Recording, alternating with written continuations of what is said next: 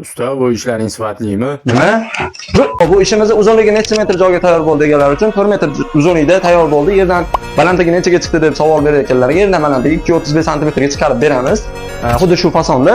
Xo'p, endi joylashuvlar qanaqa bo'ldi? Joylashuvlar moykasini, sushovkasini, havo tortadigan gazini, shkafini joylashtirib berganmiz. Ko'rishingiz mumkin. Bizda albatta har doimgidek biz o'z eskidan kuzatib keladigan obunachilarimiz juda yaxshi biladi.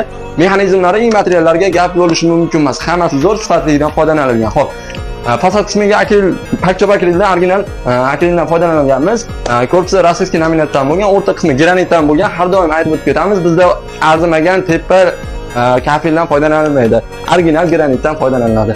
Mayli bizga qimmat tushsin, boshqa bo'lsa, lekin mijozimiz maza qilib ishlatsin. Xo'p, bonuslarga qiziqadigan bo'lsak, bonuslari sushovkasi, idish beradigan, moykasi, idish yuvish uchun vidishkasini ham mayli ichiga qo'shib berdik bu mijozimizga.